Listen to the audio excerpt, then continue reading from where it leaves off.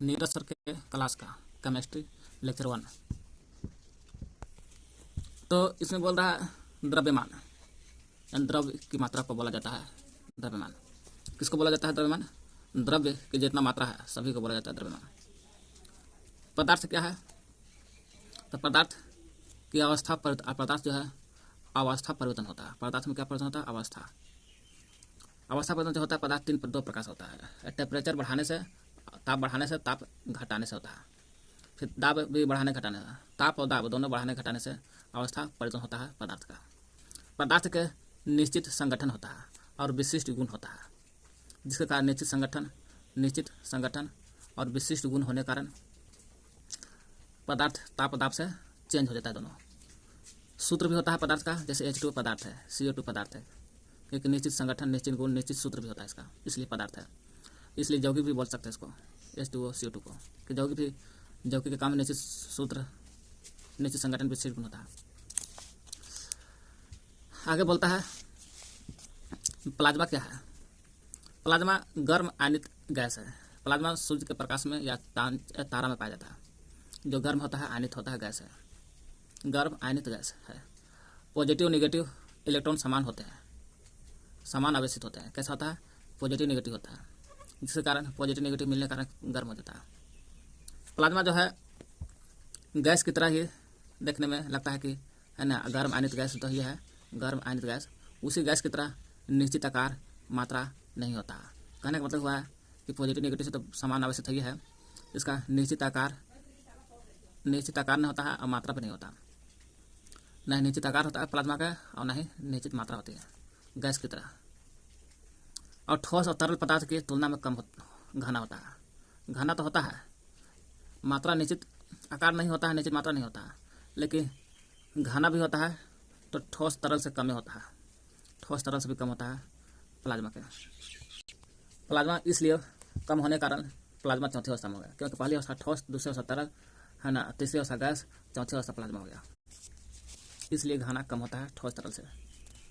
Gas के विपरीत देखा जाता है गैस की तरह तो निश्चित आकार मात्रा नहीं होता है, लेकिन गैस के विपरीत क्या होता है? प्लाज्मा में गैस के विपरीत नाभिक पाया जाता है, पॉजिटिव नाभिक पाया जाता है। गैस में पॉजिटिव नाभिक नहीं रहता है ना, भले गैस का समान है ना, गैस का समान निश्चित आकार मात्रा नहीं होता है, लेकिन प्लाज्मा में गैस के विपरीत काम होता है। क्या चीज़ में? तो नाभिक नहीं होता है। तो हम कह सकते हैं कि प्लाज्मा में नाभिक होता है वही पॉजिटिव होता है, जब गैस में नहीं होता है, प्लाज्मा नाभिक नहीं होता।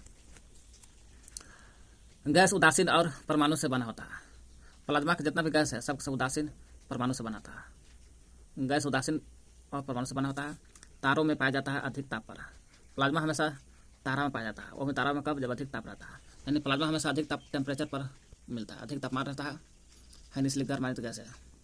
इसलिए पॉजिटिव नेगेटिव इलेक्ट्रॉन समान आवेशित होते हैं, है ना। गैस की तरह निश्चित आकार नहीं होता, इसका मात्रा भी नहीं होता, निश्चित नहीं होता। घना होता है लेकिन ठोस द्रव से कम होता है। पॉजिटिव नाभिक होता है इसमें प्लाज्मा में, यही पॉजिटिव नाभिक को बोला जाता है। प्लाज्मा में रहता है तो आयन कहा जाता है। उदासीन गैस होता है, प्लाज्मा में गैस होता है, लेकिन गैस उदासीन और परमाणु से होता है। उदासीन होता है गैस और परमाणु से बना होता है। पूछेगा प्लाज्मा में गैस उदासीन और परमाणु से बना होता है, बना होता है। तारा में पाया जाता है कि नहीं पाया जाता है? कब? तो अधिक ताप पर। घनत्व तो देखा जाए है ना, डी डेंसिटी, घनत्व तो देखा जाए द्रव्यमान बटा माइटन, मास अपॉन वॉल्यूम होता है। मास द्रव्यमान बटा माइटन, डी बराबर एम बटा वी, या एम बराबर करेंगे तो पीछे से गुना करें डी एम बराबर मास बराबर डी होता है, घनत्व गुने आयतन। मिश्रण होता है, पानी का मिश्रण है। हम लोग देखते हैं यहाँ पर पानी के बारे में चर्चा है। पानी वॉल्यूम आयतन लिखा हुआ है। पानी का होता है, इधर नीचे ताप दिया है। जैसे जैसे देख रहे हैं, जैसे जैसे है ना, वॉल्यूम आयतन का घट रहा है। 4 डिग्री है, 4 डिग्री पर आयतन घट गया, 4 डिग्री पर आयतन नीचे हो गया। पहले पानी का आयतन घटता है, फिर 4 डिग्री तक आयतन घटता है, फिर 4 डिग्री के बाद बढ़ने लगता है। वो आयतन देखें, 4 डिग्री तक घटता है, 4 डिग्री तक घटता है, फिर घटने के बाद बढ़ता है। लेकिन घनत्व, आयतन घटता है तो जाहिर सी बात है घनत्व बढ़ेगा। 4 डिग्री तक घनत्व कहाँ रहा, देख रहे हैं बढ़ रहा है। 4 डिग्री तक घनत्व बढ़ता है और 4 डिग्री के बाद घनत्व घटने लगता है, कि आयतन बढ़ेगा तो घनत्व बढ़बे करेगा, कण दूर हो जाता है। इसलिए कि भी आयतन होता है ना, आयतन घटता है फिर बढ़ता है, कितना? 4 डिग्री तक। अब ये से हो गया है ना घनत्व, है ना। फिर घनत्व का आता है, बढ़ता है तब घटता है घनत्व। कब 4 डिग्री के बाद रहेगा तब।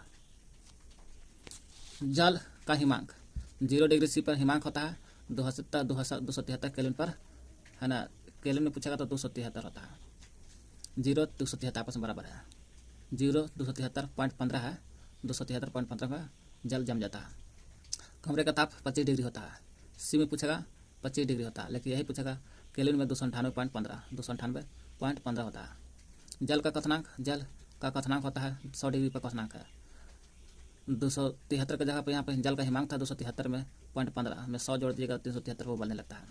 0 में 100 जोड़िएगा तो 100 पर उबलने लगता है ना। 373.15 केल्विन क्वथनांक है पानी का। परम शून्य ताप 273.15, इसी 273.15 केल्विन पर जल का हिमांक और 273.15 केल्विन पर जल का परम शून्य ताप बोला जाता है। 0 केल्विन को भी बोला जाता है परम शून्य ताप। माइनस में 273.15 रहेगा तो परम शून्य ताप, और 0 केल्विन को। फार्मूला याद कर लेना है इसको। R/4 R/4 बराबर C/5 बराबर 1 - 32/9 बराबर R/4 है। ये कहला R लिखना है, एक है ये तो 1 2 3 4।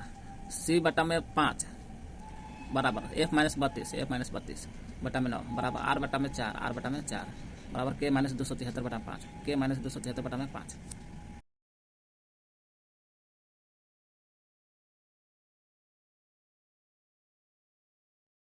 यहाँ खान सर का है परमाणु संरचना। देखिए रदरफोर्ड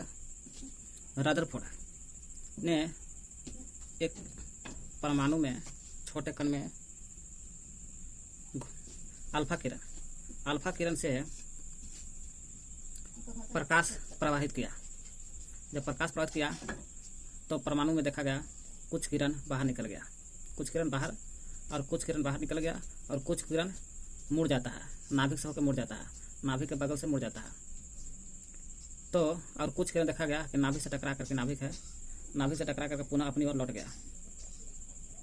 इसे पता चलता है अल्फा किरण प्लस होता है, अल्फा किरण से ही प्रहार किया था, तो इसे पता चलता है कि नाभिक पॉजिटिव है। तब ना पॉजिटिव है तो इधर से लौट गया, दूर से भाग गया, और कुछ किरण लौट गया पुनः की ओर।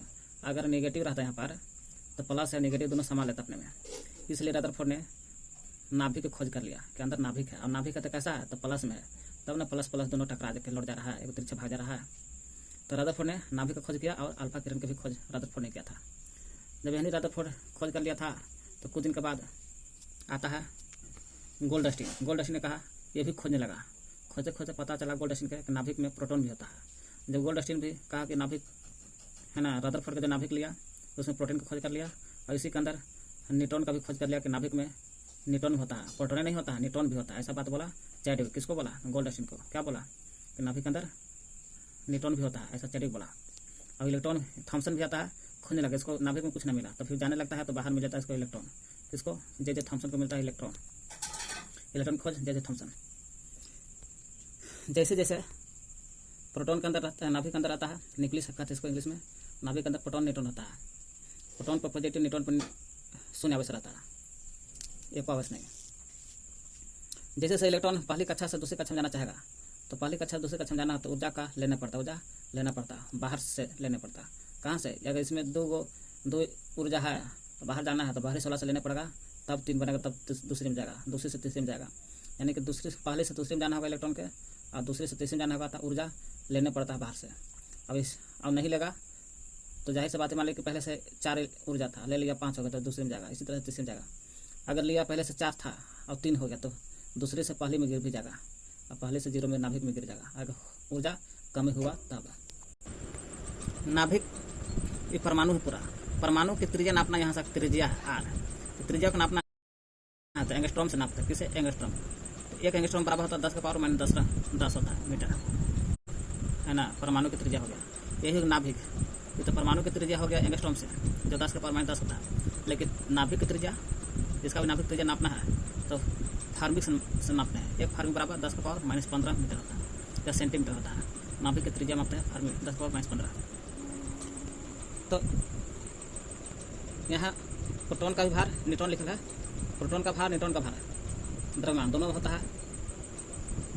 प्रोटॉन और न्यूट्रॉन, प्रोटॉन का भार होता है 1.66 × 10⁻27, और न्यूट्रॉन का भी भार होता है 1.6666, यानी 1.66 × 10⁻27 AME में मापते हैं। इलेक्ट्रॉन का भार कितना हो गया, हाइड्रोजन का जितना भार है ना उसका उसका 18/1840 गुना है, 1840वां भाग है जी किसका, हाइड्रोजन का। क्या कहते हैं इलेक्ट्रॉन का भार पूछेगा, इलेक्ट्रॉन का भार कितना है तो हाइड्रोजन का भार जितना होगा 1840वां भाग है। एक्स तो है, नीचे वाला के जेड को बोलते हैं परमाणु संख्या, परमाणु क्रमांक, ऊपर वाला द्रव्यमान को ए से डिनोट करते हैं। पूछेगा सोडियम में परमाणु संख्या 11 हो गया, इलेक्ट्रॉन की संख्या 11 हो गया, प्रोटॉन की संख्या 11 हो गया, न्यूट्रॉन की संख्या 23 में से 11 घटाइए तो 12 हो गया, है ना। परमाणु भार हो गया 23, परमाणु भार ऊपर का बोलते 23। यही पूछेगा सोडियम में कुछ ना प्लस माइनस नहीं था, इसमें प्लस माइनस रहेगा, क्या प्लस माइनस रहेगा तो प्रोटॉन तो रहेगा 11 को, परमाणु संख्या भी रहेगा 11 हो, लेकिन इलेक्ट्रॉन की संख्या का मतलब क्या हो गया, 11 इलेक्ट्रॉन है तो प्लस का मतलब क्या, किसी से ग्रहण कर रहा है तो प्लस रहेगा, तो इलेक्ट्रॉन क्या कर रहा है, ग्रहण कर रहा है। इलेक्ट्रॉन था 11 को और प्लस में ले रहा है वो, तो 11 माइनस में रहता है, 11 में से 11 10, परमाणु भार 23, न्यूट्रॉन हो जाएगा। खाली इलेक्ट्रॉन प्रोटॉन में अंतर होता है, इलेक्ट्रॉन में खाली अंतर होता है, माइनस में रहेगा तो 17 को था इलेक्ट्रॉन, एक इलेक्ट्रॉन ले रहा है माइनस में, तो 17 1 18 हो गया, माइनस में रहेगा तो जोड़ देना है और प्लस में रहेगा तो घटा देना है। और चीज इलेक्ट्रॉन के संख्या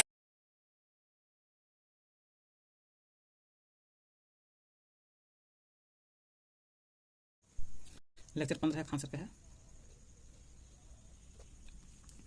जल H2O का परमाणु द्रव्यमान निकालने के लिए कहेगा, तो हाइड्रोजन का परमाणु द्रव्यमान लिख लो 1 होता है, क्या हाइड्रोजन 2 है 2 से गुना कर दो।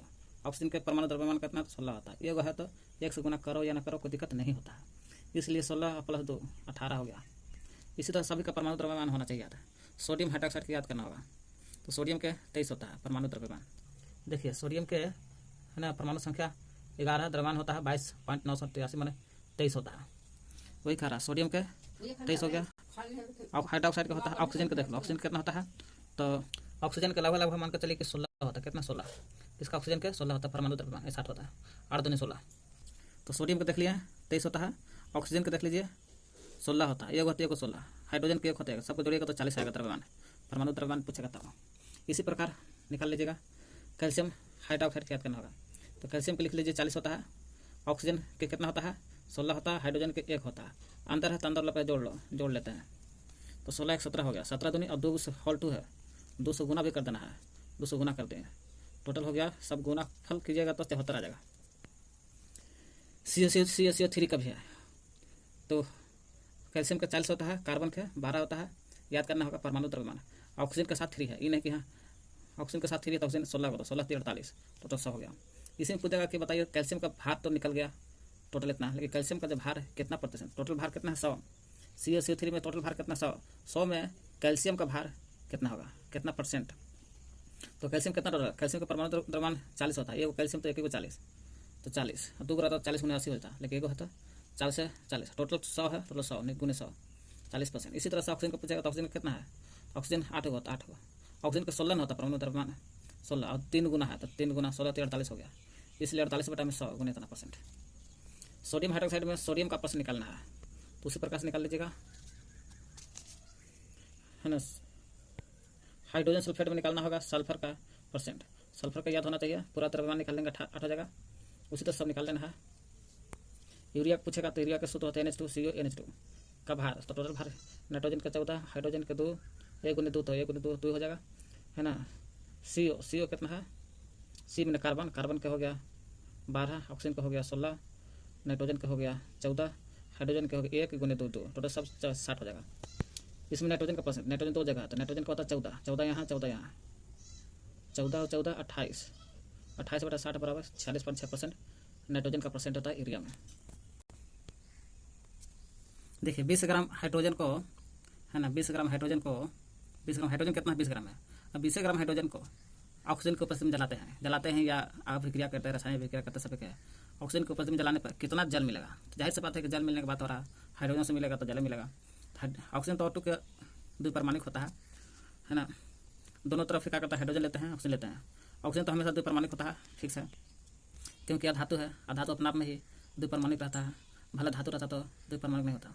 तो हाइड्रोजन एक धातु है तो हाइड्रोजन का H2 लिखते हैं, दोनों तरफ बैलेंस करते हैं, तो इधर 2H2 होता है जल, यहाँ हाइड्रोजन 4 हो गया, हाइड्रोजन 2 योग है, इसलिए 200 गुना किया, 2 दूनी 4 हाइड्रोजन, 2 दूनी 4 हाइड्रोजन, ऑक्सीजन 2 है तो ऑक्सीजन 2 का मतलब कि 2 ऑक्सीजन भी है। इसी तरह से हम लोग हाइड्रोजन के यहाँ से हम लोग निकालते हैं परमाणु भार, परमाणु भार निकालते हैं किसका, हाइड्रोजन के, निकालते किसका, तो हाइड्रोजन का एक होता है 2 गुना 2 गुना इंटू 2 2 4 हाइड्रोजन जल हो गया, 4 ग्राम अनुभार हो गया, अनुभार बोलते हैं। और हाइड्रोजन की निकालिएगा तो 36 ग्राम। कर सकते हैं यहाँ पूछा था हाइड्रोजन को जला रहे हैं, हाइड्रोजन 4 ग्राम जलाएं, 4 ग्राम जलाएं, टोटल बन रहा है 2H2O। जल कितना मिलेगा, तो 4 ग्राम में जल है इतना मिला, जल 36 ग्राम मिला, इसलिए 1 ग्राम में इतना, इसलिए 20 ग्राम में पूछ रहा, 20 ग्राम पूछ रहा था ना, तो 20 ग्राम में इतना, मैंने 4 ग्राम में इतना, तो 1 ग्राम निकाल लीजिए, फिर जितना पूछेगा उतना 20 ग्राम निकाल लीजिए, कोई दिक्कत नहीं है। 4 ग्राम में O2 की उपस्थिति में जलाने पर 36 ग्राम जल मिलता है, तो इसे 4 ग्राम ऑक्सीजन की उपस्थिति में जलाने पर 36 ग्राम जल मिलता है, इसलिए 1 ग्राम जलाने पर 9 ग्राम, इसलिए 20 ग्राम जलाएंगे तो 180 ग्राम। 60 ग्राम कार्बन को जला रहे हैं, ऑक्सीजन की उपस्थिति में कितना कार्बन मिलेगा, तो हाइड्रोजन के जलाते हैं तो हाइड्रोजन में जल होता है, जल कितना मिलेगा, ऑक्सीजन के कार्बन को जलाएंगे तो कार्बन CO2 कार्बन डाइऑक्साइड पूछेगा, क्योंकि कार्बन जब ऑक्सीजन से जलता है तो कार्बन डाइऑक्साइड बनता है, कार्बन जब ऑक्सीजन में चलता है CO2 से क्या करता है तो कार्बन डाइऑक्साइड बनता है, इसलिए CO2 पूछेगा। कार्बन के निकाल लेते हैं, परमाणु भार 12 ग्राम होता है, कार्बन के निकाल लीजिए, परमाणु भार 6 दूनी 12 ग्राम होता है, तो कार्बन के निकाले परमाणु भार कितना 12 ग्राम होता है। और कार्बन हमेशा अस्थायी होता है और ऑक्सीजन होता है अस्थायी, इसलिए O2 ग्रुप में रहता है, दोनों अभिक्रिया करेगा तो CO2 बनाता है, दोनों तो बैलेंस करते हैं, इधर जितना उतना इधर के हैं, ये LHS बराबर HH करते हैं।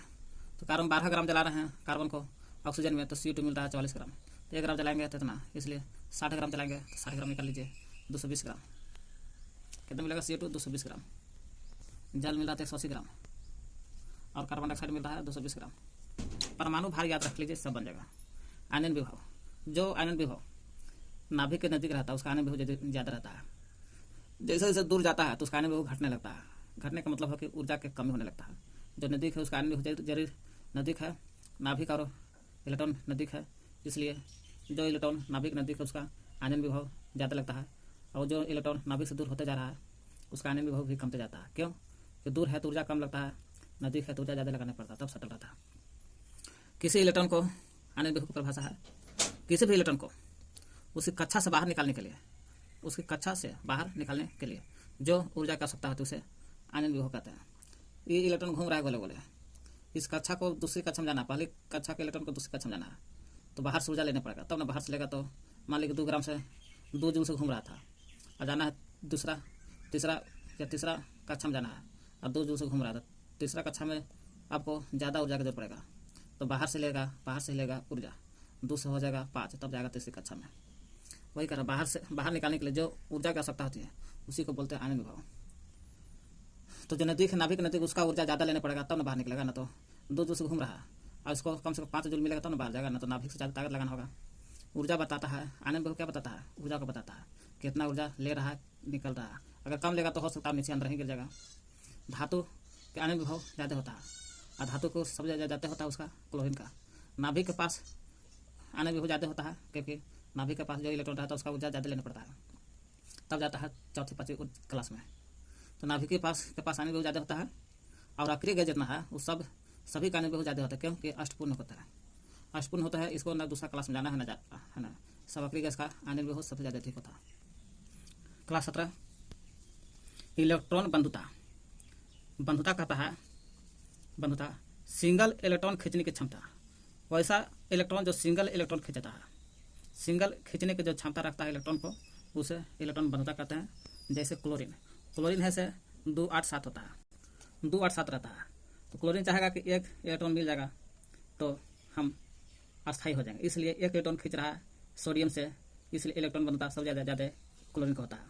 और क्लोरीन अधातु होता है, इसलिए अधातु का ही इलेक्ट्रॉन बंधुता सबसे अधिक होता है, और हाइड्रोजन के नहीं के बराबर होता है, धातु का नहीं होता है, क्योंकि धातु इलेक्ट्रॉन खींचता नहीं है, खींचने के बोलता है और खींचता है तो अधातु खींचता है, इसलिए बंधुता हमेशा अधातु का होता है, और धातु तो प्रदान करता है इसलिए खींचता नहीं, इसलिए धातु का इलेक्ट्रॉन बंधुता नहीं होता है। विद्युत ऋणात्मकता, इलेक्ट्रॉन बनता बोल रहा था कि सिंगल इलेक्ट्रॉन खींचेंगे, लेकिन विद्युत ऋणात्मकता कहेगा कि पेड़ जोड़ा 2 इलेक्ट्रॉन को खींचेगा। जैसे अधातु का चाहे इलेक्ट्रॉन बंधुता कहिए या विद्युत ऋणात्मकता कहिए, सबसे ज़्यादा होता है, धातु के नहीं के बराबर कम होता है। यानी कि क्लोरीन है से इलेक्ट्रॉन बंधुता ज़्यादा होता है, क्योंकि एक इलेक्ट्रॉन को खींचता है, और फ्लोरीन है तो विद्युत ऋणात्मकता, फ्लोरीन का विद्युत ऋणात्मकता 2 जोड़ा इलेक्ट्रॉन को खींचने के कारण क्लोरीन का विद्युत ऋणात्मकता सबसे ज़्यादा होता है ना। आयनिक बॉन्ड जैसे विद्युत संयोजी कहते हैं इसको, या आयनिक बंधन कहते हैं, या विद्युत बंधन का ही है, विद्युत संयोजी का ही है। इलेक्ट्रॉन का स्थानांतरण करता है, इलेक्ट्रॉनों का स्थानांतरण, जैसे सोडियम। और इलेक्ट्रॉनों कैसा, एक धातु रहेगा एक अधातु रहेगा। सोडियम धातु है तो लोग क्लोरीन क्या है, तो अधातु है। सोडियम के पास एक इलेक्ट्रॉन है, बच गया है अस्थायी होने के लिए, और क्लोरीन के पास 7 इलेक्ट्रॉन बच गया है। तो एक इलेक्ट्रॉन ले लेगा, स्थानांतरण कर देगा। ये क्या कर रहा है, स्थानांतरण कर रहा है, दे रहा, ले नहीं रहा। देने वालों का बोलते हैं आयनिक बंधन या विद्युत संयोजिक बंधन को बोलते हैं। विद्युत संयोजी आयनिक बंधन कहते हैं। ये धातु और धातु के बीच अभिक्रिया होता है, एक धातु एक धातु है। NaCl बन जाता है, NaCl बन गया। कैल्शियम ऑक्सीजन, कैल्शियम ऑक्साइड बन जाता है जब पानी में घुल जाता है। NaCl भी पानी में घुलता है, और CaO कैल्शियम ऑक्साइड भी पानी में घुल जाता है। कैल्शियम के 2 8 8 2 यानी कि 8 10 10 20 होता है परमाणु संख्या। ऑक्सीजन का 8 8 3 16 हो गया। पूछ रहा है लेक्चर 18 में, यहाँ करा क्लोरीन की खींचने की क्षमता सबसे ज़्यादा होता है, इसलिए क्लोरीन का विद्युत इलेक्ट्रॉन बनता सबसे ज़्यादा होता है। सहसंयोजी में भी भाग देखा, सिंगल बॉन्ड होता है, डबल बॉन्ड, ट्रिपल बॉन्ड, यही 3 होता है। ये तो सिग्मा नाम दे दिया इसका, पाई बॉन्ड भी नाम है, को लोन पेयर भी नाम है। तो पूछेगा सिंगल बॉन्ड, जैसे हाइड्रोजन है ऑक्सीजन है, हाइड्रोजन ऑक्सीजन है, हाइड्रोजन के बीच कौन सा बॉन्ड बन रहा है, तो सिंगल, ये इलेक्ट्रॉन का साझा हो रहा है। और सहसंयोजी में सब ने सहारा, न सहारा देना है एक दूसरे के संयोजी में, और साझा करता है या सहारा करता है। इलेक्ट्रॉन इसको से साझा कर लिया, ऑक्सीजन का हाइड्रोजन से, हाइड्रोजन को ऑक्सीजन से साझा कर लिया, इसी को बोला जाता है सहसंयोजी बंधन, इलेक्ट्रॉनों का साझा होना, है ना। एक बॉन्ड बन गया, जिसको लोन पेयर कितना हो गया, तो 4। कैसे, तो 2 इधर बच गया, जो इलेक्ट्रॉन साझा करने में भाग नहीं लेता है उसी में बोला जाता है लोन पेयर। तो साझा करने में भाग नहीं लिया, यही 2 बच गया, तो 2 है तो 2 दूनी 4, 4 जो इलेक्ट्रॉन भाग नहीं लेता है, इलेक्ट्रॉन भाग नहीं लिया साझा करने में, उसी को बोला जाता है लोन पेयर, है ना। सिग्मा बॉन्ड हो गया 2, कैसे, एगो सिग्मा बॉन्ड इधर हो गया, एगो सिग्मा बॉन्ड इधर हो गया, 2। CO2 को देखते हैं, डबल बॉन्ड में आते हैं, तो CO2 है ना, कार्बन का 6 अंतिम कक्षा में होता है ना। ऑक्सीजन का भी 6 अंतिम कक्षा में होता है, और कार्बन का 4 होता है जी, 2 4 होता है, तो 4 लेंगे अंतिम कक्षा ला। तो ऑक्सीजन भी 2 को जोड़ा लगा लिया, ऑक्सीजन भी 2 साझा हो गया। जो साझा नहीं हुआ उसी को बोला जाता है लोन पेयर। तो साझा एक जोड़ा यहाँ ना हुआ, एक जोड़ा यहाँ ना हुआ, 2 जोड़ा और 2 जोड़ा यहाँ, 4 जोड़ा लोन पेयर हो गया। लोन पेयर कितना, 4। हम बोल सकते हैं कि एंगल कम कितना में, एक पेयर में, एक लोन पेयर में 2.5 डिग्री कम होता है, तो 4 पेयर हो गया, तो 2.5 गुने 4, 2.5 गुने 4 10 डिग्री कम हो जाएगा। कितना टोटल, 10 डिग्री कम हो जाएगा। तो ये देखिए डबल बॉन्ड का लगा, क्योंकि डबल है। लिप लोन पेयर 4 डिग्री हो गया, 4 को लोन पेयर हो गया, 1 2 3 4 को लोन पेयर बनेगा, डिग्री 10 डिग्री कम। पाई बॉन्ड 2 को बन गया, एगो सिग्मा बॉन्ड बना, अब पाई हो गया 2 सिग्मा बॉन्ड छड़ा करके बाकी बचा पाई, तो एगो हो गया, एगो हो गया, तो यहाँ पाई बॉन्ड सिग्मा बॉन्ड दोनों 2 हो गया। नेक्स्ट CO2 ऑक्सीजन में, हाँ सहसंयोजी में हमेशा होता है अधातु के बीच। ऑक्सीजन भी अधातु है और कार्बन भी अधातु है, और कार्बन धातु दोनों होता है, वो धातु में आता है। ऑक्सीजन भी धातु में विक्रिया हो रहा था, सहसंयोजी बंधन का लगा। अगर धातु आ जाएगा तो विद्युत संयोजी बंधन का लगा। दोनों के बीच विक्रिया हो रहा है डबल बॉन्ड का, तो बोलो सहसंयोजी बंधन है। धातु के बीच विक्रिया हुआ है ना, धातु के बीच विक्रिया हुआ, डबल बॉन्ड बन रहा है, क्योंकि डबल बॉन्ड है। सिग्मा भी एगो सिग्मा गिना गया तो बाकी बचेगा बॉन्ड में गिन जाता है। पाई बॉन्ड में आता, पाई बॉन्ड भी एक ही होगा, एगो यहाँ। लोन पेयर हो गया 4, क्योंकि यहाँ 2 ये 2 को जोड़ा भाग नहीं लिया, तो 4 जोड़ा भाग नहीं लिया। नेक्स्ट नाइट्रोजन को तो वही हाल है, 3 के जोड़ा हो गया, 3 6 है ना। 3 को लिखिएगा तो पता चल जाएगा, 3 को एकरा में, 2 को एकरा में, 5 तो हो गया ट्रिपल बॉन्ड हो गया, सहसंयोजी बॉन्ड कहलाता है ना। इस सहसंयोजी बॉन्ड हो गया क्योंकि धातु के बाद विक्रिया हुआ, ट्रिपल बॉन्ड का लगा, 3 को जोड़ा लगा, तो सिग्मा बॉन्ड एक ही होता है, एगो सिग्मा बॉन्ड हो गया, बाकी बचेगा था पाई बॉन्ड हो जाएगा, पाई बॉन्ड 2 हो गया। लिप लोन पेयर हो गया 2, क्योंकि जो इलेक्ट्रॉन भाग नहीं लेता है, एक जोड़ा यहाँ भाग नहीं लिया, तो लोन पेयर 2 हो गया, 2 गुने 2.5 बराबर 5 डिग्री कम हो गया। सोडियम हाइड्रोक्साइड को देखते हैं, इधर देख रहे हैं सोडियम हाइड्रोक्साइड के साथ विक्रिया हो रहा है, इलेक्ट्रॉन का स्थानांतरित हो रहा है, इसलिए विद्युत संयोजी का लगा। और इधर हो रहा है इलेक्ट्रॉन का साझा हो रहा है, इसलिए इलेक्ट्रॉन का साझा हो रहा है, सहसंयोजी कहेंगे। या धातु के बीच में हो गया, तो धातु के बीच में हो गया विद्युत संयोजन, धातु सहसंयोजी अधातु अधातु के बीच में दोनों माइनस माइनस के साथ अभिक्रिया हो रहा है। धातु धातु के बीच अभिक्रिया सर लोन पेयर पूछेगा 2 होता है। क्यों? क्योंकि यहाँ पर एक लोन पेयर इसलिए 2 कर रहे हैं कि जो इलेक्ट्रॉन भाग मिलता है, एक जोड़ा यहाँ एक जोड़ा यहाँ, 2 जोड़ा, 5 डिग्री कम हो गया। सिग्मा बॉन्ड हो गया एगो सिग्मा बॉन्ड कहते हैं। कैसे? एक ही हुआ इलेक्ट्रॉन का साझा, इसलिए एगो बॉन्ड बना, इसलिए जितना बॉन्ड बनेगा उतना ही सिग्मा बॉन्ड बनेगा। लेकिन पाई बॉन्ड सिग्मा बॉन्ड छोड़ा करके एक ही बॉन्ड किया, इसलिए बाकी बचा पाई बॉन्ड का संख्या 0 हो गया। ये कोई काम में पाई बॉन्ड नहीं है, इसमें पाई बॉन्ड नहीं होता है, खाली असहसंयोजक बंधन के साथ होता है सिग्मा पाई बॉन्ड। बस इतना ही है बस।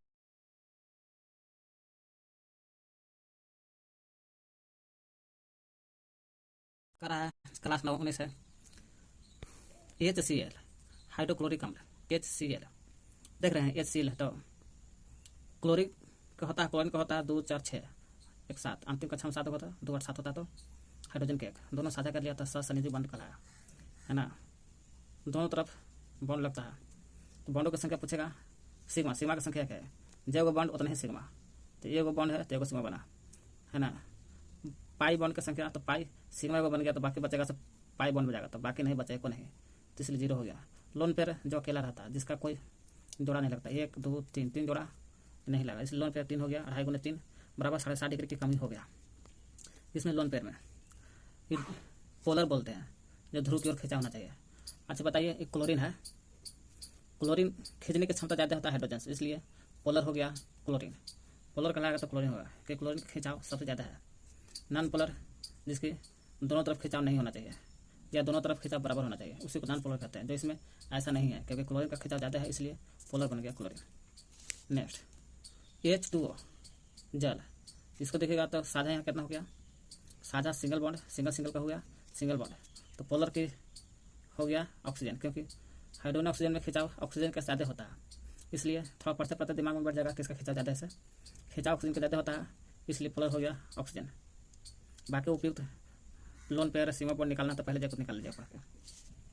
क्लोरीन के साथ तो एक के इलेक्ट्रॉन का साझा किया, इसलिए दोनों क्लोरीन है, इसलिए क्लोरीन लिख ले, क्लोरीन यहाँ लिख ले, ठीक ना। तो इसलिए दोनों का खिंचाव बराबर है, खिंचाव बराबर हो गया, इसलिए नॉन पोलर हो गया, निष्पक्ष हो गया, क्योंकि साझेदारी बराबर कर दिया तो क्लोरीन खिंचाव भी बराबर है। दोनों का खिंचाव ज़्यादा है, क्लोरीन का खिंचाव बराबर है, इसलिए समान साझेदारी समान खिंचाव, इसलिए कहा हो गया नॉन पोलर रहेगा। CO2 में देखते हैं, C के बैलेंस बना लीजिएगा। तो क्वेश्चन क्या है, कार्बन और fluorine, carbon bromine carbon iodine में मजबूती कौन होगा, किसकी ऊर्जा क्षमता ज़्यादा होगा? तो ऊर्जा क्षमता ज़्यादा है इसी को फ्लोरीन का, क्योंकि पीरियोडिक टेबल में जैसे से नीचे जाइएगा उसे से है ना, उसका आकार क्या होता है, बढ़ता जाता है, आकार बढ़ता है, उसका ऊर्जा की क्षमता कम जाता है, ऊर्जा क्षमता कमता है, तो इसी कारण है ना जो नज़दीक रहता है इलेक्ट्रॉन उसका ऊर्जा ज़्यादा होने के कारण उसकी ऊर्जा क्षमता ज़्यादा है, इसलिए फ्लोरीन नज़दीक है। पहले कक्षा होने के कारण पहले ना कहिए, जब भी होगा इसका मजबूती ज़्यादा होता है, ऊर्जा ज़्यादा निकलता है फ्लोरीन का। जैसे जैसे फ्लोरीन का 9 दूनी 18 19 होता है, फ्लोरीन का जैसे जैसे जाता है नीचे की ओर तो उसका ऊर्जा क्षमता के मान घटने लगता है, और घटने के कारण है ना इलेक्ट्रॉन खोने की क्षमता ज़्यादा होने लगता है। तो फ्लोरीन का ऊर्जा ज़्यादा होगा, जो फ्लोरीन का इलेक्ट्रॉन होगा आपस में बंधे रहने की क्षमता ज़्यादा है, और छोटा भी होगा आकार फ्लोरीन का, क्योंकि ऊर्जा ज़्यादा है तो मजबूती ज़्यादा है, मजबूती होने के कारण ऊर्जा भी ज़्यादा होने का एक दूसरे सट जाएगा, जिसके कारण छोटा आकार होगा।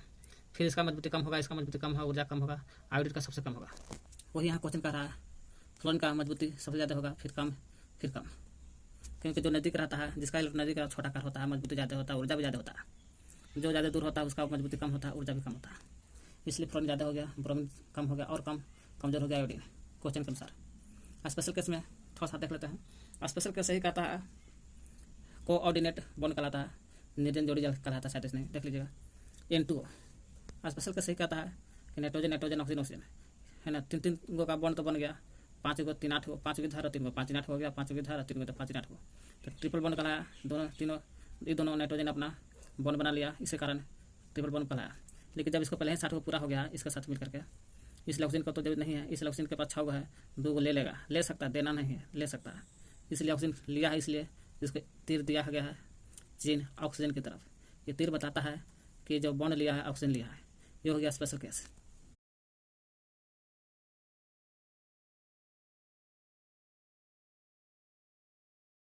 चलिए क्लास 20 देखते हैं हम लोग।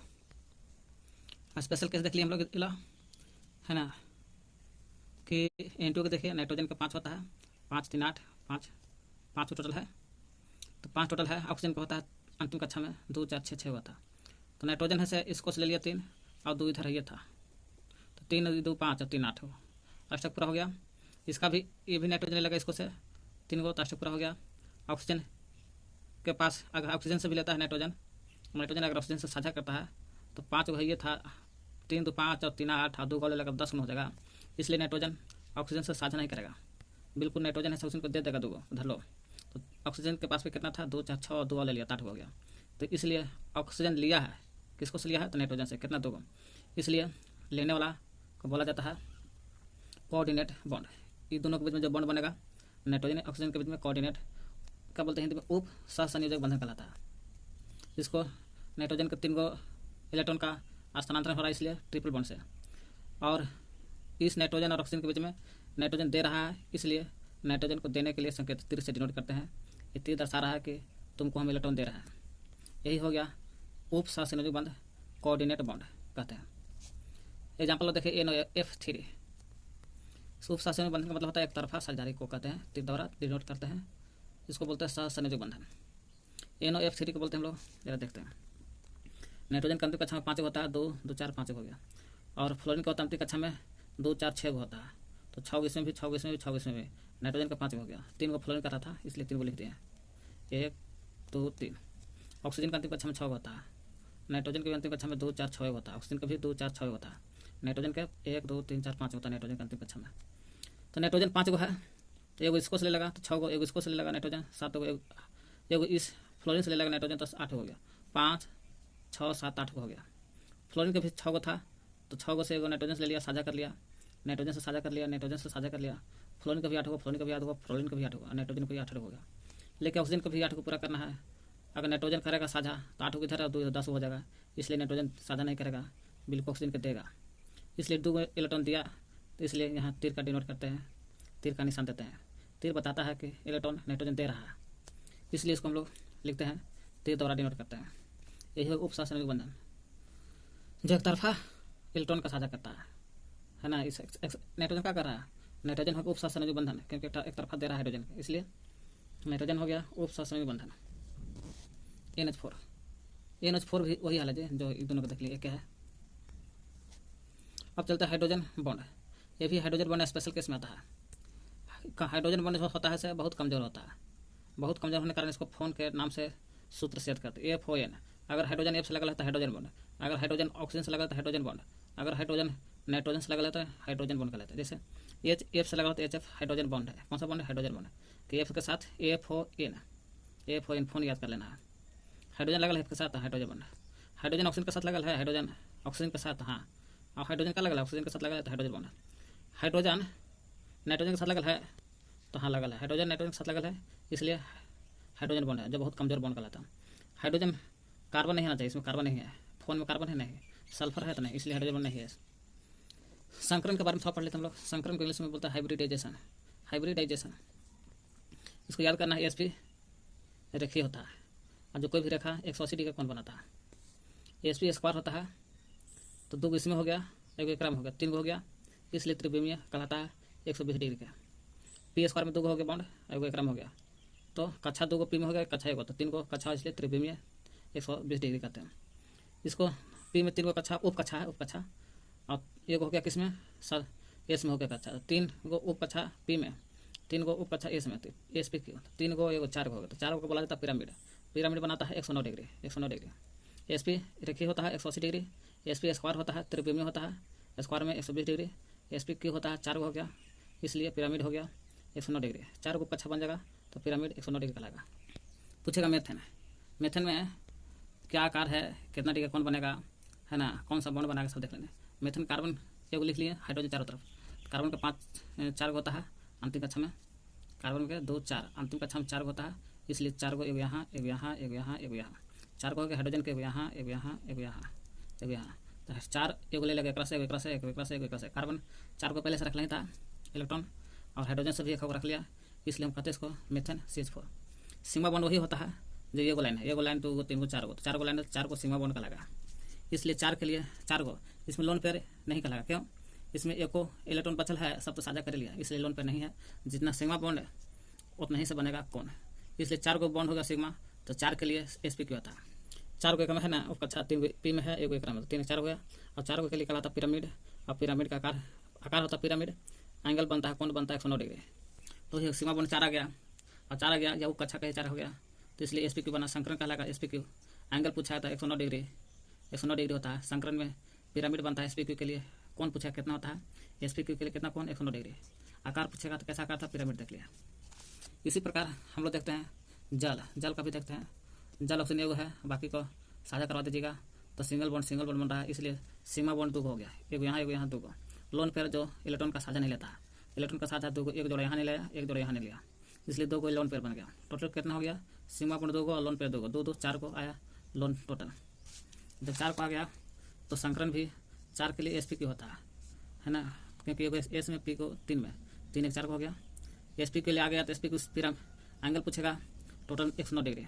इसमें लोन पेयर वाला घटाते हैं, 109 डिग्री में लोन पेयर 1 डिग्री नहीं आता, इसलिए नहीं घटा, 109 डिग्री हो गया। एक में टोटल sp की पिरामिड बनता है, जो एंगल बनता है 109 डिग्री, 109 डिग्री। लेकिन लोन पेयर एक में था 2, कितना है 2 को, इसलिए एक लोन पेयर में 2.5 डिग्री का कमी होता है, 2 लोन पेयर में 2.5 गुने 2 बराबर 5 डिग्री।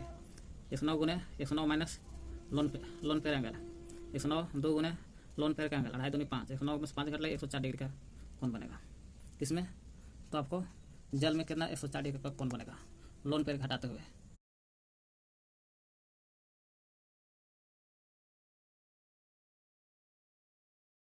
NCl3 हम लोग देखते हैं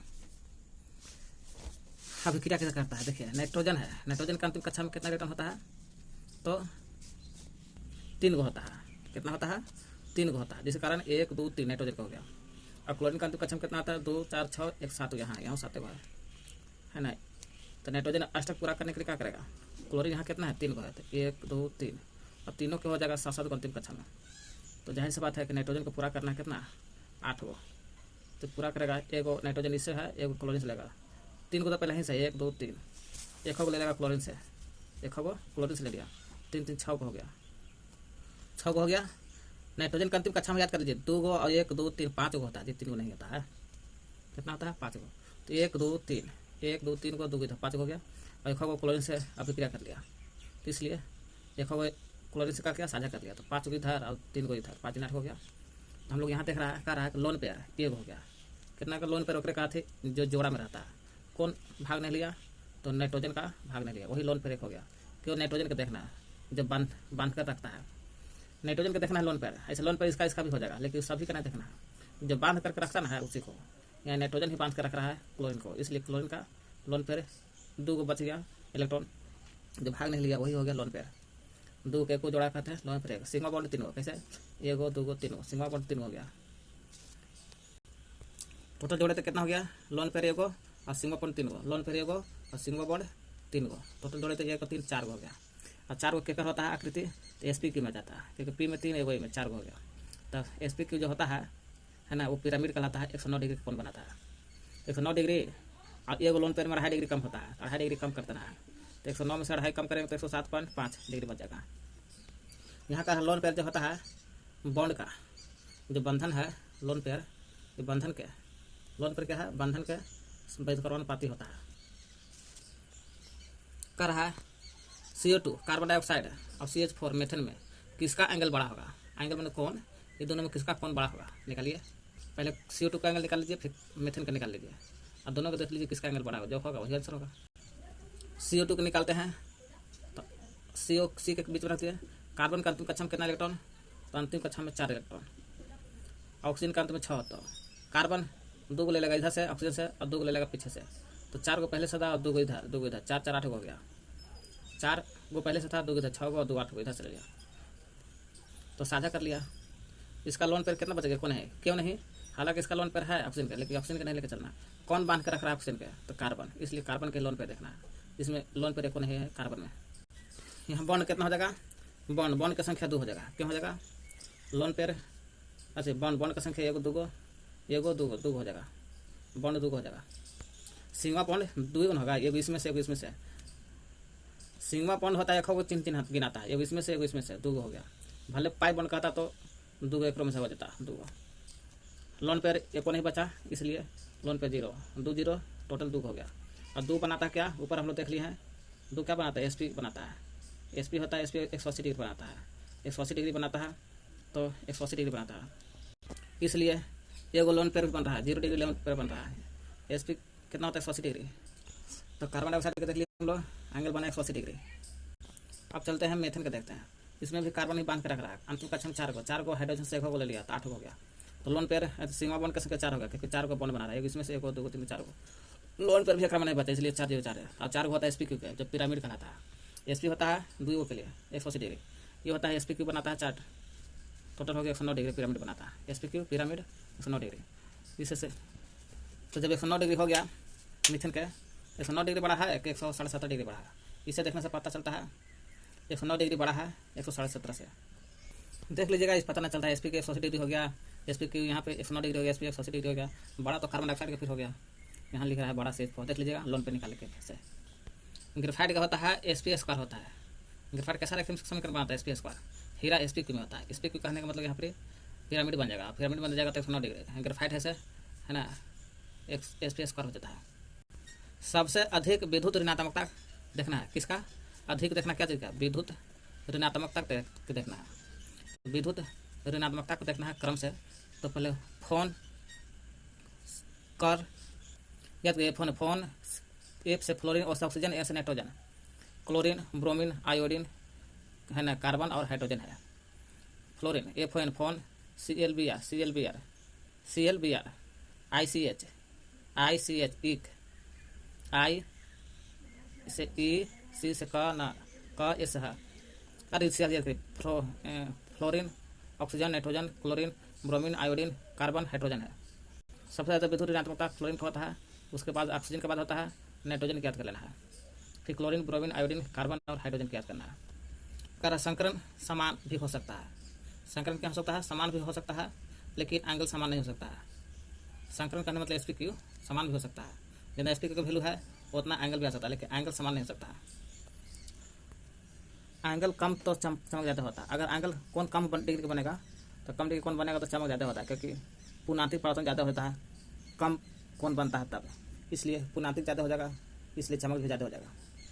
कौन कम तो चमक ज़्यादा है। देखिए यहाँ पे क्या देखना है, लेक्चर 22 में C6H6 बेंजीन है। बेंजीन के लिख लेना है कार्बन 6 लिख दिए, 1 2 3 4 5 6। हाइड्रोजन 6 को 1 2 3 4 5 6। कार्बन के अंतिम कक्षा में इलेक्ट्रॉन साझेदारी कर लेना है ना, साझेदारी कर लेना है। तो 6 सिग्मा बॉन्ड कितना 6 को है ना, 6 को 1 2 3 4 5 6 को हो गया सिग्मा बॉन्ड, और 6 को 30 में से निकला 1 और 6 को 12 को, टोटल सिग्मा बॉन्ड 12 को। फिर से देख लीजिएगा क्लास। देखिए पृथ्वी पर अधिक पाया जाता है वाला तत्व पूछेगा, पृथ्वी पर सबसे अधिक पाया जाने वाला तत्व है क्या है, सब तत्व है। ऑक्सीजन, सिलिकॉन, एल्युमिनियम, फेरियम मैंने लोहा धातु, calcium, sodium. Oxygen, silicon, aluminium, Ferium मैंने लोहा, आलू तब लोहा, कैल्शियम, सोडियम। इसको याद कर लेना है। ओ साई में अर्धचालक है, ओ साई आलू लोहा काना ओस हो गया। ऑक्सीजन एस है, सिलिकॉन एल्युमिनियम हो गया धातु में पूछेगा तो पहला स्थान पृथ्वी पर यही है। तत्व में तीसरा है Ferium, calcium, nitrogen sodium. CO2 यौगिक है। CO2 क्या है, यौगिक है। इसमें तत्व पूछेगा तो 2 तत्व, जो कार्बन है ऑक्सीजन, दोनों मिलाकर तत्व की संख्या 2 हो गया, 2 तत्व कार्बन ऑक्सीजन। परमाणु पूछेगा तो परमाणु एक में ऑक्सीजन के 2 और कार्बन के 1 तो 1 2 3 टोटल 3 हो गया। कार्बन के 1 ऑक्सीजन के 2। रेशियो देखा जाए तो कार्बन के 1 ऑक्सीजन के 2 1 अनुपात 2 कटता तो काट लेते हैं। कार्बनिक यौगिक है कि नहीं तो है, कैसे, क्योंकि इसमें कार्बन है तो कार्बन यौगिक कहलाएगा।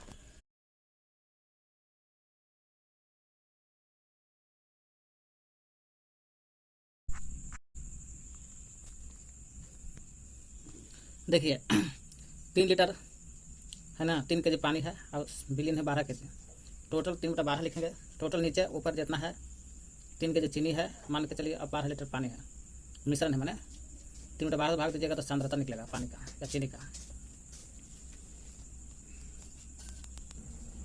यही परसेंटेज निकालना होगा। 3/12 गुने 100 से गुना बिलियता निकल जाएगा। बिलियता घुलाने वाला को बोलते हैं बिलियता, जो घुल जाता है सांद्रता।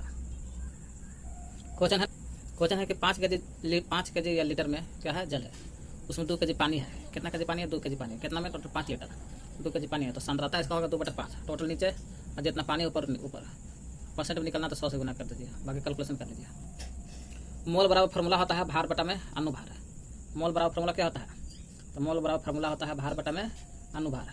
तो मोल जब भी निकालने के लिए कहेगा तो भार बटा में अनुभार। भार बटा में क्या होता है? अनुभार होता है। क्या चीज़ का? मोल का फार्मूला, भार बटा में अनुभार। 16 kg नमक है, इसमें मोल निकालना है। 16 kg क्या है? नमक है। 16 kg नमक का मोल निकालना है। तो जाहिर से बात फार्मूला होता है मोल निकालने के लिए कर रहा है तो मोल बराबर सूत्र होता है भार बटा में अनुभार। तो भार कितना है? 116 जी। 116 kg नमक है। 116 kg ऊपर लिखना है और नीचे भार हो गया 116 kg। अनुभार हो गया नमक निकाला, नमक अनुभार NaCl है ना। 116 बटा में सोडियम के होता है 23, कल क्लोराइड है, क्लोराइड का होता है 35 अनुभार। तो टोटल 2 मोल आता है। कह रहा है 180 ग्राम है, 180 ग्राम ग्लूकोज है, उसमें मोल 180 बटा में ग्लूकोज का अनुभार। कैलकुलेशन कर लीजिए, काट छट का जाएगा। मोल बराबर फार्मूला देखें, मोल 3 भाग बढ़ जाता है। जैसे मोल का फार्मूला होता है भार बटा में अनुभार, लेकिन यही आगे चलकर मोल 3 भाग बढ़ जाता है। मोल रहता है, र अवता है 11 लम्ब का, और मोल लता है, मोल लता है, एक नॉर्मल लता है। तो मोल 3 भाग बढ़ जाता है, मोल रहता और मोल लता और नॉर्मल रहता। तो मोल रहता के लिए मोल बटा में, मोल रहता का फार्मूला क्या होता है? मोल बटा में आयतन लीटर वाला में कहेगा तो आयतन, यही कहेगा मोल लता कहेगा तो मोल बटा भार kg होता है। भार का महत्व ज़्यादा दिया जाता है, भार माने यहाँ द्रव्यमान है। तो मोल रहता कहेगा मोल बटा में आयतन लीटर में, यही का मोल लता लग जाएगा। तो मोल बटा में क्या होगा? तो भार kg में मापते हैं, उसको मोल लता हो गया। क्वेश्चन है 12 मोल है। कितना मोल है? 12 मोल। मोल का वैल्यू दे दिया है 12 मोल। विलय 12 मोल में विलय, 12 मोल विलय है। विलय मैंने घुल चुका है। 3 लीटर जल में घुला हुआ मोल रतल पूछ रहा है। टोटल 12 लीटर मोल विलय है, विलय में घुल चुका है। कितना घुल चुका है? 12 मोल। तो 12 मोल में 3 लीटर जल में घुला है तो मोल रता निकालना है। तो जाहिर सी बात मोल रता का फॉर्मूला होता है मोल बटा में आयतन लीटर में। और जाहिर सी बात है लीटर है तो मोल रता का फॉर्मूला निकलेगा, क्योंकि लीटर हमें आयतन में होता है, आयतन है तो मोल रता। यही कहा kg भार कहेगा, kg भार तो मोल रता कहना, मोल लता। तो लीटर है तो मोल रता फॉर्मूला होता है 12 मोल बटा में आयतन। तो मोल का वैल्यू दे दिया 12, आयतन कितना दे दिया? 3 लीटर। तो काटेगा तो 4। यही पूछेगा 12 मोल विलय में 3 लीटर की जगह पर 3 kg देता है। कितना? 3 kg। उसमें मोल लता पूछेगा तो वही होगा मोल लता बराबर फॉर्मूला क्या होता है? मोल लता बराबर मोल बटा में भार। मोल बटा में मोल हो गया कितना? मोल कितना है? 12 ना। मोल हो गया 12 kg और मोल kg में दे दिया यहाँ पे 3, तो 3 जगह 12 हो गया मोल लता। 4 लीटर बिलियन में 116 ग्राम नमक है। बिलियन कितना है? 4 लीटर है। टोटल 4 लीटर क्या है? बिलियन है। यही बिलियन में कितना नमक है? तो 4 लीटर बिलियन में 116 ग्राम नमक है। नमक तो मोल रता या मोल लता होगा, बताइए। तो ग्राम में है, भार दल है, तो जाहिर सी बात है मोल लता निकलेगा। क्या निकलेगा? मोल लता निकलेगा। नहीं ग्राम नहीं जी, 116 ग्राम नमक है तो कुछ बिलियन दे दिया है।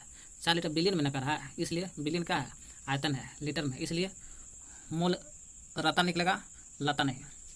तो मोल रता मोल बटा आयतन है ना। मोल कितना हो गया? 2। मोल बटा में आयतन होता है तो मोल का वैल्यू दिल्ली नहीं है। तो मोल बराबर सूत्र होता है भार बटा अनुभार। तो भार कितना है? 16 ग्राम। अनुभार कितना है? तो नमक है, तो नमक थोड़ा निकालिएगा तो 2 आ जाएगा। तो 2 बटा में मोल हो गया 2, आयतन दे दी है कितना? 4, तो 1 बटा 2 हो जाएगा। 88 ग्राम CO2 में मोल लता ज्ञात करना है।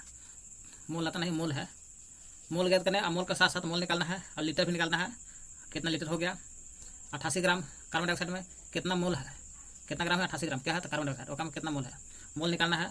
मोल के अलावा कितना लीटर है ये भी निकालना है, एवोगाड्रो संख्या का मान भी निकालना है। तो फॉर्मूला है तो मोल बराबर फॉर्मूला होता है मोल बराबर फॉर्मूला होता है क्या होता है? भार बटा अनुभार। तो भार कितना? 88 kg। अनुभार कितना है? CO2 का। टोटल 2 आ जाएगा, काट छट के 2 हो जाएगा। सबका अनुभार याद होना चाहिए। मोल निकालने के लिए मोल निकालना होगा तो आपको भार तो दिल्ली रहेगा, अनुभार निकालना होगा। फिर कह रहा चूँकि आपको क्या कह रहा है? लीटर निकालने के लिए, क्योंकि हम लोग 1 मोल में याद रखना, 1 मोल में कितना लीटर? 22.4 लीटर। इसी को बोला जाता है NTPC बोलो या 22.4 लीटर का, उसको 1 मोल कहते हैं। पूछोगे 1 मोल में कितना लीटर? 22.4 लीटर। तो 1 मोल में 22.4 लीटर, जाहिर सी बात है मेरा 2 मोल है। 2 गुना 22.4 कर दीजिए, आंसर आ गया। 1 मोल में हो गया 22.4, तो हमारे पास कितना मोल है? 2 मोल है। तो 2 गुना 22.4, 2 गुना 22.4, 2 गुना 22.4, जितना आ जाए काट छट के फिर पूछा है एवोगाड्रो संख्या का मान। तो क्या पूछ रहा है, मोल देख ली 2 लीटर हो गया कितना, 22.4 × 2 हो गया 88 पॉइंट जितना हो गया। एवोगाड्रो संख्या मान पूछ रहा है। एक मोल में 6.022 × 10⁻23 एवोगाड्रो संख्या कही अणु कही इतना अणु होता है।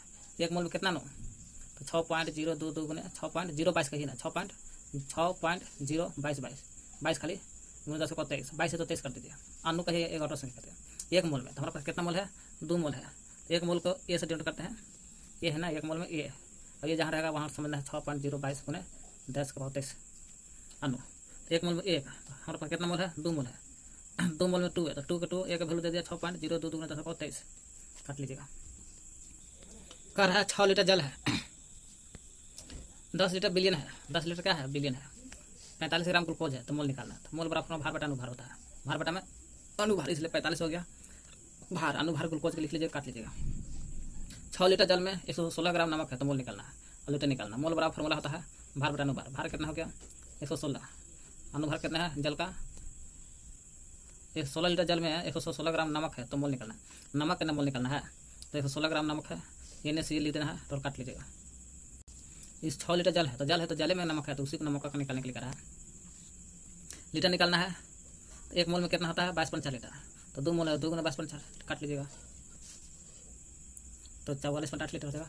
चलिए 720 ग्राम जल है, कितना ग्राम जल है, 720 ग्राम क्या है जल है, उसमें मोल पूछेगा, तो 40 ग्राम निकाल लीजिएगा। मोल बराबर अनुभार, भार बटा में अनुभार होता है। देखिए यहाँ क्या कह रहा है, 720 ग्राम जल में कितना ग्राम जल है, 720 ग्राम जल है, तो अपना मोल निकालना है। तो 720 बटा में जल है, तो जल के हाइड्रोजन को निकाल लीजिएगा, जल को निकाल लीजिएगा, अनुसूत्र भाग दे दीजिएगा, हो जाएगा। 10 मोल जल में अणु कितना है, आपके मोले दे दिया है, जैसे मोल पूछ रहा था आपको मोले दे दिया है। 10 जल अणु में कितना, जल में कितना अणु, अणु में एवोगाड्रो संख्या मान। तो एक मोल में 22.4 लीटर, एक मोल में कितना होता है, एक मोल में एक अणु कहिए या एक एवोगाड्रो संख्या मान। तो 10 मोल में 10 × 6.022 × 10⁻23, 6.022 × 10⁻23 अणु कहिए या एवोगाड्रो संख्या मान। 10 ग्राम हाइड्रोजन का एनटीपीसी पर आयतन क्या होगा, आयतन मैंने लीटर पूछ रहा है, कितना लीटर होगा। तो एक मोल में 22.4 लीटर, इसी को बोला जाता है एनटीपीसी। आयतन पूछे या आयतन पूछेगा तब पर भी 22.4 समझिए कि मोल के वैल्यू पूछा लीटर में, और एनटीपीसी भी पूछेगा तो ही होगा। तो 10 ग्राम हाइड्रोजन है, उसका एनटीपीसी पर आयतन मैंने कितना लीटर होगा। तो एक मोल बराबर होता है, मोल बराबर होता है भार बटा अनुभार। भार हो गया 10, अनुभार हाइड्रोजन का, तो हाइड्रोजन के टोटल 5 आ जाएगा।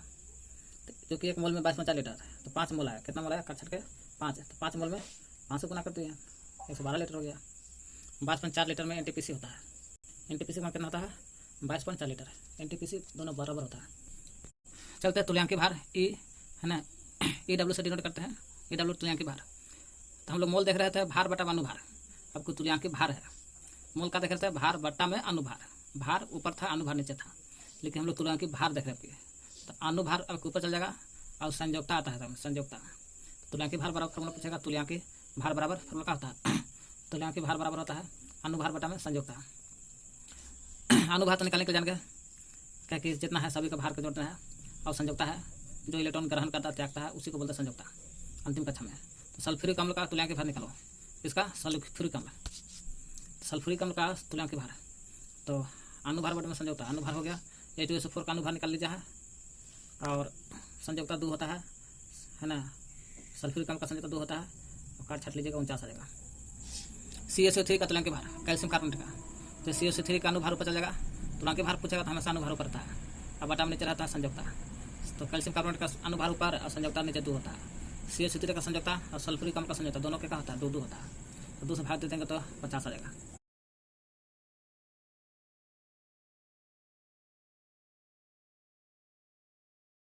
क्लास के नॉर्मलता बराबर सूत्र जन पे करते हैं, तुल्यांकी भार बराबर होता है अनुभार बटा में संयोगता। लेकिन हम लोग देखते हैं नॉर्मलता, आप देखते हैं मोल का तीसरा भाग है नॉर्मलता। मोल लता देख लिए, मोल लता देख लिए, अब नॉर्मलता देखते हैं। तो नॉर्मलता बराबर सूत्र होता है भार गुने भार बटा में तुल्यांकी भार। यही तुल्यांकी भार निकालने पड़ेगा आपको, नॉर्मलता निकालना होगा तो तुल्यांकी भार की जरूरत पड़ेगा, जो तुल्यांकी भार बराबर होता है अनुभार बटा में संयोगता, वही तुल्यांकी भार है। नॉर्मलता बराबर भार बटा में तुल्यांकी भार गुने आयतन गुने 100, भार गुने 1000 का 100 ना 1000, भार गुने 1000 बटा में तुल्यांकी गुने आयतन, भार गुने 1000 बटा में तुल्यांकी भार गुने आयतन। जैसे 2 ग्राम सोडियम हाइड्रोक्साइड है, जिसको बोलते हैं कास्टिक सोडा। 2 ग्राम कास्टिक सोडा या सोडियम हाइड्रोक्साइड को 250 मिलीलीटर द्रव में मिलाया जाता है। 2 ग्राम सोडियम हाइड्रोक्साइड को कहाँ मिला रहे हैं? तो 250 मिलीलीटर पानी में मिला रहे हैं। तो मिलाया गया हो तो नॉर्मलता निकालना है। क्या निकलता है? नॉर्मलता के आंसर डिनोट करते हैं। नॉर्मलता बराबर होता है तो भार गुने 1000 बटा में तुलांकी भार गुने आयतन। तो भार तो दिले है, ये है भार दिले है 2 ग्राम, तो 2 ग्राम लिख देंगे। तुलांकी भार बराबर तो 2 ग्राम दिले है 2 ग्राम, 1000 बटा में तुलांकी भार। जब भी नॉर्मलता निकालना होगा तुलांकी भार निकालना ही पड़ेगा, इसलिए तुलांकी भार बगल में कहीं रफ कर लीजिए। तुलांकी भार बराबर अनुभार बटा में होता है। तुलांकी भार सूत्र का होता है अनुभार बटा संयोजकता। तो वही तुलांकी भार बराबर अनुभार बटा में संयोजकता। अनुभार कितना होता है? तो सोडियम हाइड्रोक्साइड के निकालते हैं, सोडियम हाइड्रोक्साइड है हाँ, तो सोडियम हाइड्रोक्साइड के तुलांकी भार अनुभार बटा में संयोजकता 1 होता है। सोडियम हाइड्रोक्साइड का संयोजकता 1 होता है, इसलिए निकालिएगा तो इतना आता है 40। तो तुलांकी भार 40 गुने आयतन 250 लीटर है। कितना है? 250 लीटर। काटिएगा तो 5 होता है। नॉर्मलता निकल गया। 49 ग्राम सल्फ्यूरिक अम्ल को आधा लीटर यानी कि 500 मिलीलीटर द्रव में मिलाई गई तो नॉर्मलता निकालना है। निकालिए। नॉर्मलता निकालने के लिए भार गुने 1000 बटा में तुलांकी भार गुने आयतन। 49 भार है 49 ग्राम लिख दिए 1000 बटा में तुलांकी भार यहाँ से निकालिए अनुभार बटा में संयोजकता। तो अनुभार हो गया सल्फ्यूरिक अम्ल बटा में 2 संयोजकता। सल्फ्यूरिक अम्ल का संयोजकता 2 होता है। टोटल काट 49 तुलांकी भार गुने आयतन निकाल लेना होगा। देख लीजिए। अब देखते हैं हम लोग नंबर ऑफ इलेक्ट्रॉन। इलेक्ट्रॉन की संख्या निकालने के लिए फॉर्मूला आता है। किसकी संख्या निकालना है? इलेक्ट्रॉन की संख्या। तो भार गुने इलेक्ट्रॉन गुने एवोगाड्रो संख्या। तो नंबर ऑफ इलेक्ट्रॉनों की संख्या निकालना होता है। किसी का फॉर्मूला प्रयोग करेंगे तो इलेक्ट्रॉनों की संख्या निकालना होगा था भार गुने इलेक्ट्रॉन गुने एवोगाड्रो संख्या बटा में अनुभार। जैसे कहते हैं 1.6 ग्राम मीथेन में कितना इलेक्ट्रॉन की संख्या है? तो 1.6 ग्राम में मीथेन का कहेगा तो कितना इलेक्ट्रॉन है मीथेन में? तो भार नंबर ऑफ इलेक्ट्रॉन निकालना है, मीथेन के इलेक्ट्रॉन की संख्या भार गुने इलेक्ट्रॉन गुने अनुभार एवोगाड्रो संख्या बटा में अनुभार। भार तो दिले है 1.6 ग्राम, 106 ग्राम पुट कर दिए। इलेक्ट्रॉन के वैल्यू दिले है। तो मीथेन में इलेक्ट्रॉन की संख्या तो कार्बन के निकाल लीजिएगा। परमाणु संख्या 6 होता है, 6 गुने 1 हो गया 6। हाइड्रोजन की परमाणु संख्या 1 होता है, 1 गुने 4 4 6 4 10 होता है। तो इलेक्ट्रॉन की संख्या मिल गया 10। एवोगाड्रो की संख्या का मान होता है 6.022 10 23 होता है बटा में अनुभार निकाल लेना है। अनुभार निकाल लेना है। मीथेन का अनुभार निकाल लीजिएगा तो इतना आ जाएगा 12 14 काट छड़ का जो भी आंसर हो जाएगा। मतलब फॉर्मूला याद कर लेना है। इलेक्ट्रॉन की संख्या निकालने के लिए भार गुने इलेक्ट्रॉन गुने एवोगाड्रो संख्या भार गुने ए बटा में अनुभार। प्रबल अम्ल क्या है? हाइड्रोजन और कार्बन की संख्या अधिक है। हाइड्रोजन और कार्बन की संख्या है, हाइड्रोजन भी और कार्बन भी अधिक रहेगा तो अम्ल कमजोर हो जाता है, यानी कि दुर्बल अम्ल कहेगा। कब? जब हाइड्रोजन और कार्बन रहेगा अधिक तब अम्ल कमजोर हो जाएगा। यही ऑक्सीजन अधिक रहना चाहिए तो अम्ल मजबूत होगा, प्रबल अम्ल। CO क्या है? CO और CO2 में दोनों में प्रबल अम्ल कौन है? इसमें ऑक्सीजन अधिक है। ऑक्सीजन क्या है? अधिक। हालांकि कार्बन रहेगा अधिक तो कमजोर होता है अम्ल, तो कार्बन है कमजोर, लेकिन ऑक्सीजन ज़्यादा है 2 इसलिए मजबूत अम्ल कहलाएगा। कौन सा अम्ल है? मजबूत अम्ल। एक कि ऑक्सीजन तो कार्बन था इसलिए कमजोर हो गया। NO2 में अम्लीय हो गया। NO2 क्या है? अम्लीय है। एक में देख रहे हैं कि ज़्यादा देखने की जरूरत नहीं है। वही है CO में अम्लीय नहीं है, अम्लीय नहीं है। CO का है कार्बन मोनोऑक्साइड अम्लीय नहीं है। कार्बन मोनोऑक्साइड अम्लीय है कि नहीं? नहीं है, नहीं है। 2 अम्लीय होने के लिए कम से कम 2 या 2 से अधिक ऑक्सीजन की जरूरत होता है। देखिए कम 2 ऑक्सीजन है ना, तो इसलिए CO2 अम्लीय हो गया। कम 2 ऑक्सीजन नहीं था इसलिए अम्लीय नहीं है। ये देख लीजिएगा एक में HNO3 कमजोर अम्ल है, दुर्बल अम्ल है। देख लीजिए कैसे आप समझ में नहीं आ रहा। गैस में अम्लीय होना है। गैसों में अम्लीय होना है तो उसके लिए कार्बन की मात्रा 2 या 2 से अधिक होना चाहिए। कब? गैस में अम्ल होना तब, है ना। गैस में अम्ल होना तो कार्बन की मात्रा 2 या 2 से अधिक होना चाहिए। भले वो कमजोरी अम्ल होगा लेकिन होगा तो अम्लीय। वही है, गैस में अम्लीय की मात्रा होने के लिए कार्बन की मात्रा 2 या 2 से अधिक होना चाहिए। और प्रबल अम्ल होने के लिए ऑक्सीजन की मात्रा 2 या 2 से अधिक होना चाहिए। कब? जब प्रबल अम्ल कहेगा तो ऑक्सीजन की मात्रा 2 या 2 से अधिक। अब केवल अम्लीय कहेगा तो कार्बन की मात्रा 2 या 2 से अधिक होना चाहिए। अम्ल और क्षार मिलेगा तो लवण बनता है। लवण में सोडियम साधारण नमक साल्ट बोलते हैं। प्रबल क्षार दोनों मिल जाएगा तो दोनों अम्ल क्षार है, लेकिन प्रबल है मजबूत मिलेगा तो साधारण नमक बनेगा। प्रबल अम्ल और दुर्बल अम्ल क्षार मिलेगा तो अम्लीय लवण बनेगा। अम्लीय लवण बनेगा, लेकिन प्रबल है तो वैल्यू किसका वैल्यू है? अम्ल ज़्यादा मजबूत है तो नाम दिया जाएगा अम्लीय लवण, है ना। अम्ल है मजबूत ना है इसलिए अम्लीय लवण। अगर दुर्बल प्रबल, अब क्षार प्रबल हो गया तो क्षारीय लवण है।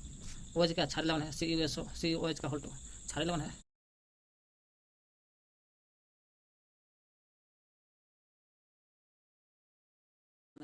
भारतीय जनता चाहेगा जिसको भारतीय जनता द्वारा निर्वाचित सदस्य आते थे। पहला निर्वाचित सदस्य आते थे और दूसरा निर्वाचित सदस्य के द्वारा, है ना, निर्वाचित सदस्य के जो भी गठन संस्था बनता था उस संस्था आता था इसमें भारतीय संविधान में, यही संस्था। फिर दूसरा आता था आपको देशी रियासत, ये भारतीय जनता द्वारा होता था। एक देशी रियासत द्वारा मनोनीत सदस्य भी आते थे, मनोनीत सदस्य आते थे, देशी रियासत के मनोनीत सदस्य भी आते थे भारतीय संविधान में। और बोल रहा है 10 लाख की जनसंख्या होता था ना, तो 10 लाख की जनसंख्या पर भारतीय संविधान में एक प्रतिनिधियों का चुनाव होता था। 10 लाख होगा ओकरा में से एक प्रतिनिधि चुन कर आता था, संविधान बनाने में काम आता था। और चुनाव हो गया था, आपको संविधान सभा का चुनाव हो गया था जुलाई 1946 में। चैप्टर का नाम है संविधान का निर्माण स्रोत और राष्ट्रीय प्रतीक। संविधान का निर्माण हो रहा है जुलाई 1946 में, संविधान सभा का चुनाव हो गया था। कह रहा संविधान का